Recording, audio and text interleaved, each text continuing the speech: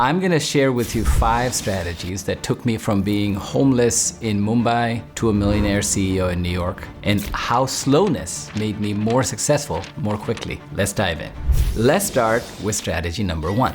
Trade shallow sprints for deep dives. This sounds trivial, but the math is explosive. A 1% daily improvement doesn't lead to linear growth. According to James Clear, it compounds to make you nearly 38 times better in a single year. The Japanese call this Kaizen, or continuous incremental change.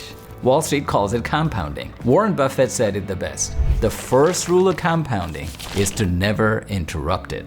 So Jerry Seinfeld, the famous comedian, used this system to become a legend. His advice for other comedians was very simple. Get a calendar and get a red marker. Every day you write jokes, you put a big red X on that day. Soon, you will build a chain. Your only job then is to never break the chain. He didn't say write great jokes or write 17 jokes a day. What matters is the consistency. This is the physics of patience. Think of a stone cutter who hammers the rock 100 times without a crack. And on the 101st blow, the stone will split in two. It wasn't that single strike that did it, right? It was the cumulative force of all the blows that came before. Breakthroughs are like that. They seem sudden, but they are the final result of a very slow, very long series of accumulated actions. Here's what you can try. First, the 90-30 principle. Your brain operates on a natural 90-minute focus cycle called ultradian cycles. So when you're doing deep work, focus for 90 minutes and take a 30-minute break. Please take a real break. Defocus. Go for a walk. Stare out the window. Call your friend. Do nothing. This allows your brain to refuel and rewire. And second, the delegation principle. Your time is finite. Stop wasting it on tasks others can do better than you. I was advising this CEO and he told me he was running in 18 different directions. His energy was getting fractured everywhere. So he hired a chief of staff for one strategic reason. Outsource 30% of what he does so he can buy back his own time. This allowed him to reinvest his focus on areas where he was truly irreplaceable. Now, we're on to number 2.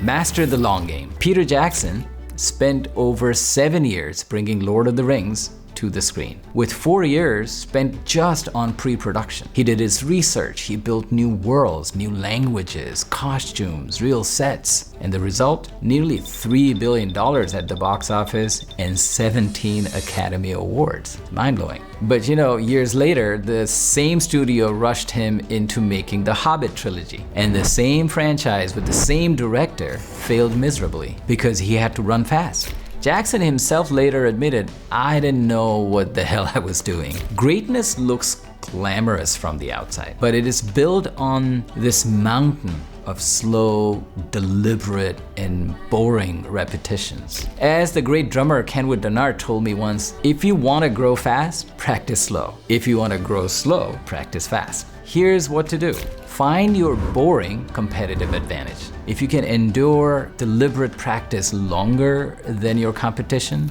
mastery is inevitable. But this doesn't mean mindlessly repeating monkey work that AI can do better and faster. The crucial question of our time is going to be this. Are these mind-numbing reps building a unique human skill, or is it just repetitive monkey work? Peter Jackson's imagination, Steve Jobs' taste in design, Kobe Bryant's muscle memory, these are all forms of mastery that AI won't be able to replicate. Find yours. Strategy number 3 is next. Slow down by getting out of the productivity prison. Researchers at UC Irvine found something pretty shocking. An average worker takes 23 minutes to refocus after an interruption. One quick email glance can derail nearly half an hour of deep work. That's how our brain works. It's not just lost time, it's a tax. Sophie Leroy calls it attention residue. A portion of your cognitive bandwidth remains stuck thinking about the original task when you stumble through the next one. Now pile on hundreds of micro decisions and interruptions every day, and you wonder why you hit that decision fatigue. Your mental fuel tank is completely empty by then. We live in a culture today that worships speed. Emails at midnight, Slack pings at dawn, calendars stuffed edge to edge. But your brain is not a computer. And research shows that chronic multitasking can slash your productivity output by up to 40%. The more you chase speed and multitasking, the more you're racking up cognitive debt that over time will make you mentally bankrupt. Try these 3 things to get out of that productivity prison. First, recognize the con. For 1 week, log how many hours went to visible activities like emails, Slack, meetings versus deep value creating activities like problem solving, building something, writing, coding, learning. Second, practice being bored. Wait in line without your phone. Take a walk without earbuds. Try it. And third, get out of the zero inbox fallacy. Stop treating inbox zero as a trophy. An empty inbox just means that you spend your best energy on other people's priorities, not your own. The most productive people don't look busy. In this post-AI era, being busy is not going to be a badge of honor. It's the new form of procrastination. You need a different kind of weight training for your brain muscles to build focus and resist this constant craving for new stimuli. Now, we're on to number 4. Your brain has 2 speeds and you're stuck in the wrong gear. In a now famous experiment, viewers were asked to count basketball passes. And midway, a man in a gorilla suit walks through the frame, pounds his chest, and strolls off. Half the participants never saw him. That's your System 1 brain in action. Fast, automatic, and dangerously blind to what it's not looking for. Our brains have 2 operating systems. System 1 is fast and reflexive, and System 2 is slow and reflective. Our modern work culture forces us into System 1 all day, but almost all valuable, complex work requires System 2. And things get even worse. Brain scans show that System 2 lights up the prefrontal cortex, consuming more glucose and oxygen. So this deliberation and deep thinking process actually burns more energy. That's why it feels hard to do.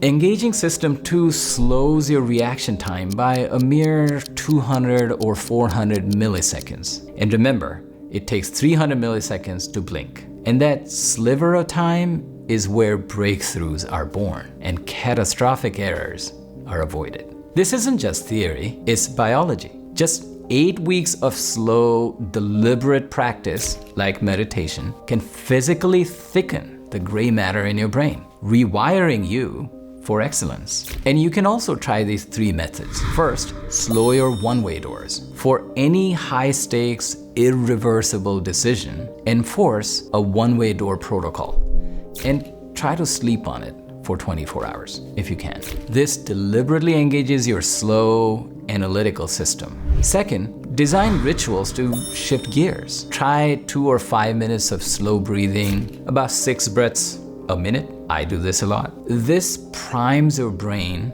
for System 2. Turn your focus mode on. This is the third idea. When it's time to focus, I close all browser tabs, I put the phone away in this other room, and I treat my focus mode as sacred. You can too. You have to protect your brain from all these false urgencies of the modern world. Because sometimes the faster you move, the farther you'll fall behind. Finally, strategy number 5. You have to know when to be slow. The Navy SEAL protocol is the great way to remember this idea. Slow is smooth. Smooth is fast. In combat operations where mistakes are fatal, trying to move too fast leads to missteps that slow the entire team. But the answer then isn't to move really slowly either. The goal is deliberate, smooth actions that create unstoppable momentum. Think of slowness as a dial you can turn up or down when you need to use it. Dial up speed for quick experiments, quick iterations. Slow down for strategic, foundational work. Google would experiment search ads millions of times a day at lightning speed. But when it came to building deep AI capabilities, they took decades. They knew how to turn the dial. Here's your speed dial manual. Go slow on one-way decisions like hiring, major investments. Go slow when you're developing deep human skills through deliberate practice. Go slow on foundation building, on systems, on processes, and then go fast on reversible decisions. Testing, experimentation, routine tasks, just go. So here's the final takeaway. You can watch this video at 1.5x speed, but the real challenge is to slow down in at least one area of your life that requires deep focus. And then in that one area, trade speed for depth. Block 1 hour a week for deep work. Slow down, observe, improve by 1%. That is your first step in turning slowness into a superpower. If you like this video, hey, subscribe to my channel and check out my next video here. I will see you next week. Till then, I hope you slow down to smell the roses. Thank you, and I love you.